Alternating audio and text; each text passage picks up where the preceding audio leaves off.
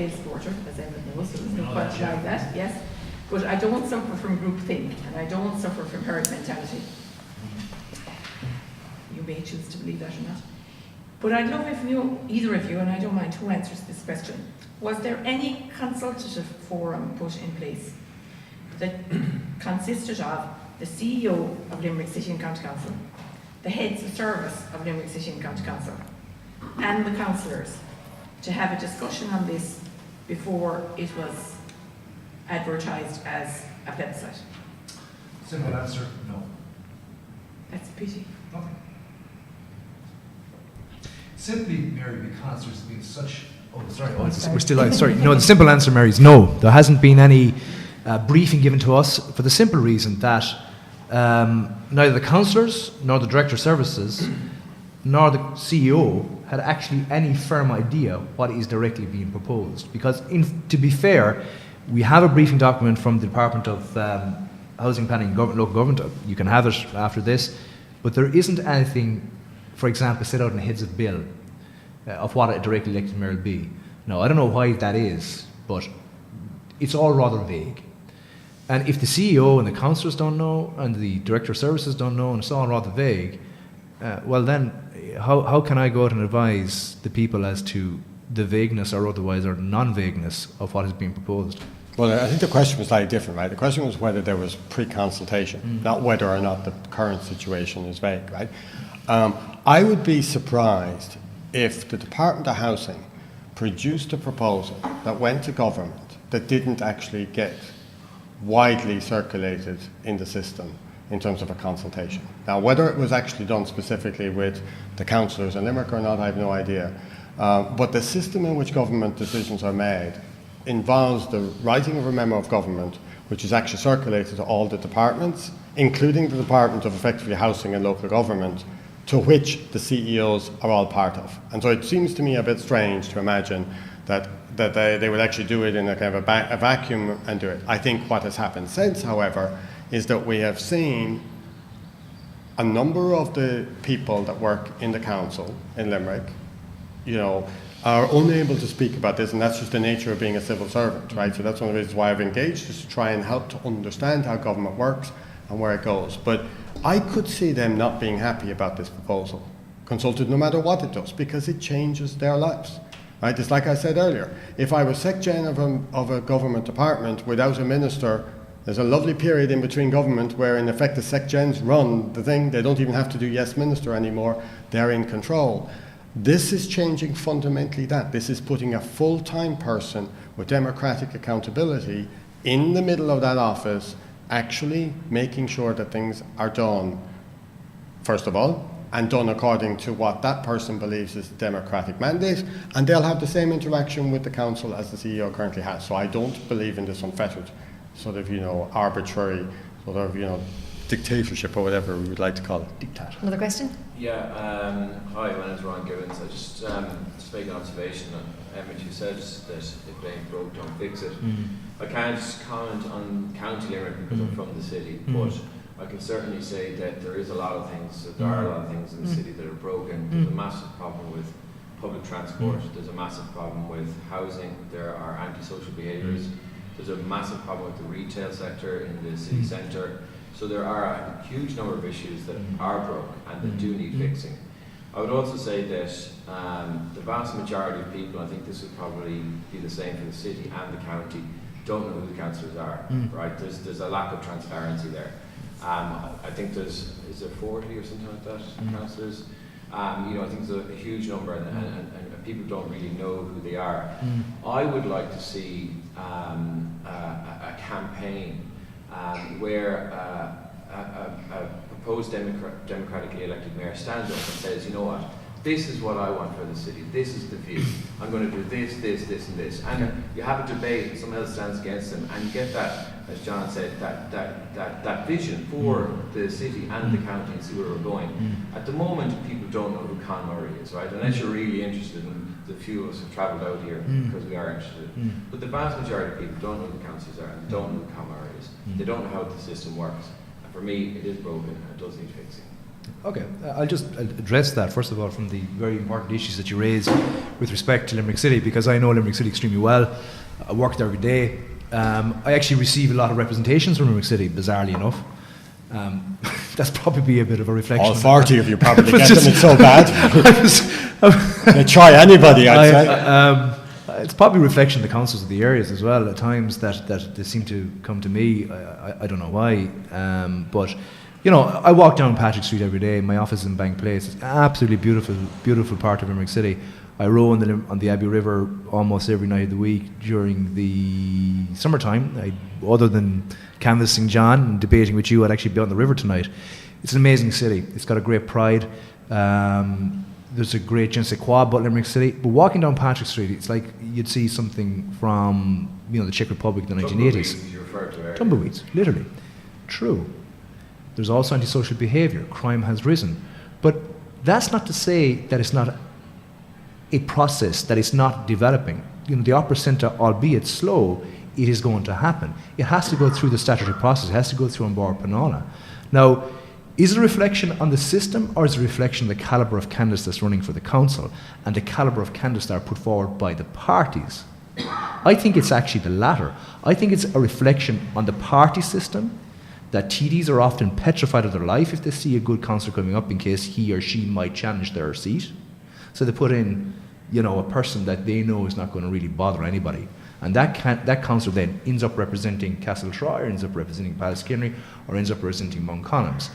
You wouldn't put them out walking sheepdogs sometime, okay? So that's probably a reflection on the political system, overarching political system that we have in terms of the stranglehold that the political parties have on the state. But that doesn't mean the entire system has to go coming down, or that we have to put in a person who, like, let's be frank, and I'll say it frankly, I'm petrified that you'll have some class of a celebrity socialist who will just go off on some crazy idea and just turn Limerick into a new form of Venezuela. No, I'm not trying to be smart, but it doesn't have to be a socialist. It doesn't have to be.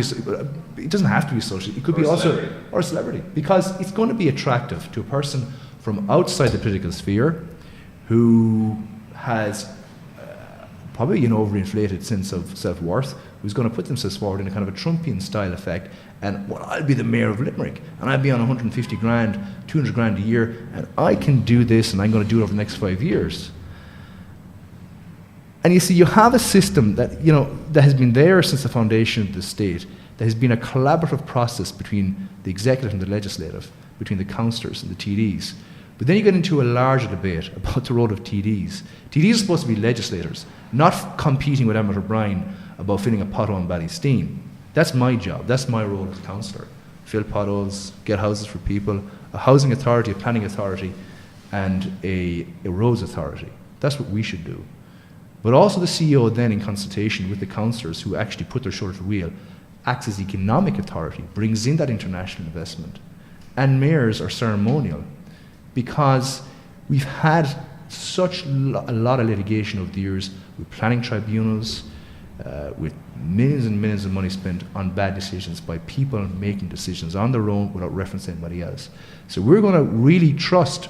We can do it. We only have to do this for 5 years, because it might be such a bad idea after 5 years to say, let's get rid of the mayor. If it does pass, I'll support it 100%, just like I did with referendums where I've been on the wrong side of. I just am very cautious. And to be fair, I think the debate tonight has been extremely respectful between John. It was great fun, robust, and that's the way it should be done. But you know, you'll always have the Twitter warrior, the Twitter campaigners and Twitter warriors who just say, oh my God, he's so stupid, he's not in favour of the directly elected mayor. I mean, let's be cautious and prudent about the decisions we make as public servants and as people in positions of power. But let me just run that by you, right? So you are now admitting, maybe because we're off camera, that the city is not working well, right? No, You have your views about the councillors, and you're suggesting we have many weak councillors. You are asking me to rely upon weak councillors. No, you're the one that's saying it. I'm not saying it, right? I'm saying that I don't think a forum of 40 people is able to exercise proper accountability over an unelected CEO. That's a different point. But you're actually suggesting it's even worse than I might think, because now you're suggesting that actually among those councillors are weak councillors.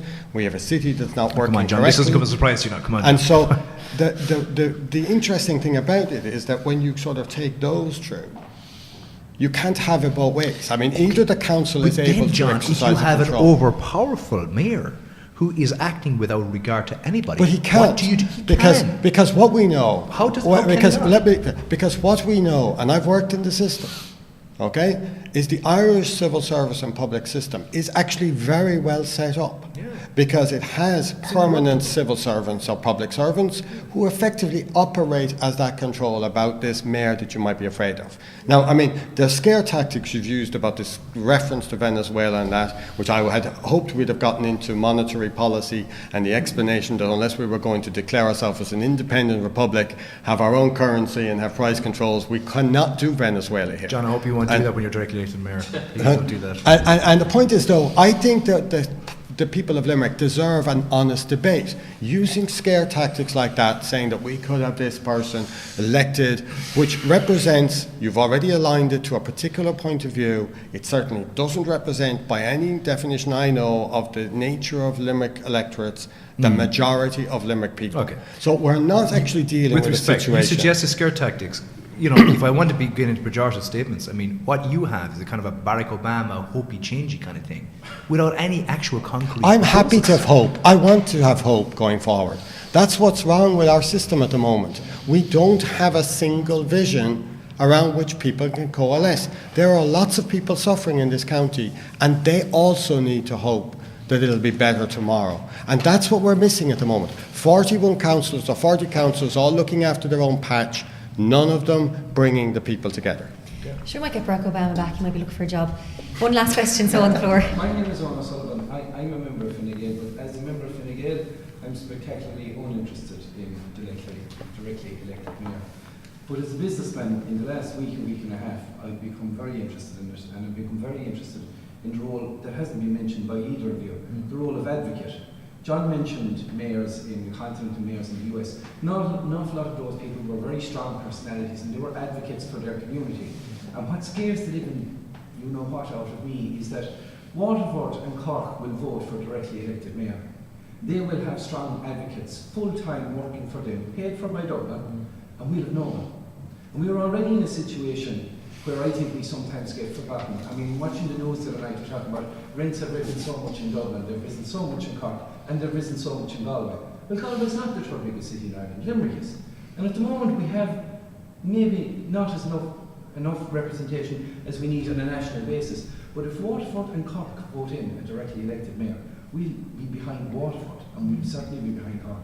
And we've no chance of catching up. That's my biggest fear. It's not as a member of Fine Gael, it's a businessman. I've run a business in Limerick for 20 years, you know? That's my biggest fear. Yeah. Okay.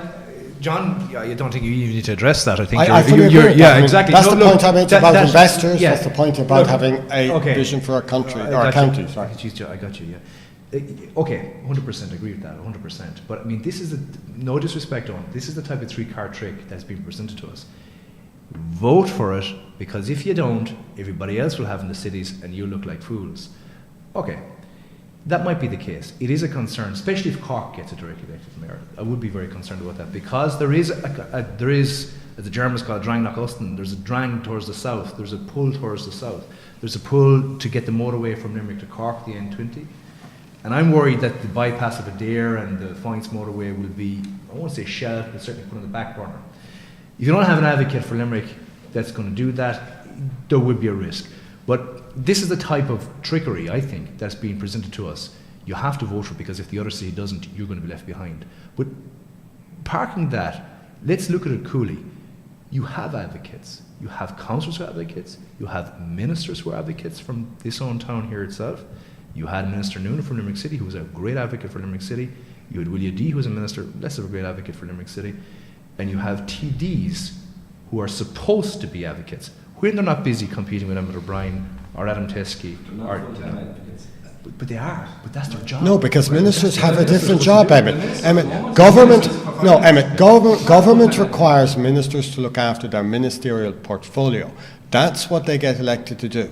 Ministers who actually go back into local politics in terms of the advocate, is actually the wrong thing for them. The reason they get promoted to be ministers is to serve the nation. That's why when you said we have no need for TDs, you misunderstood the entire way. TDs legislate on a national basis. I can give you a lecture on constitutional history if you want, but I mean... Well, then you wouldn't be able to say no need for TDs. No, because the TD is making himself redundant by proposing a person who's going to be directly elected mayor who will have power over planning, housing, roads. There won't necessarily be a need for TDs. That's not the job of TDs. This is the point. TDs are They're national legislators. Exactly, but they're and not. And therefore, the point about it is our That's the point. TDs are currently pretending and trying to play the role that the mayor could and should play as an advocate for this area. And that's what's happening. We have different TDs all actually trying to be the advocates. They're all trying to score political points across different political aims, rather than having one single person who can actually say, the majority of the people in this county voted for me. There is only one person down in Cork, just because Cork has 1,000 votes more, or population more than Limerick, who may have voted, more people vote for him. The next person along the trail is the President of Ireland.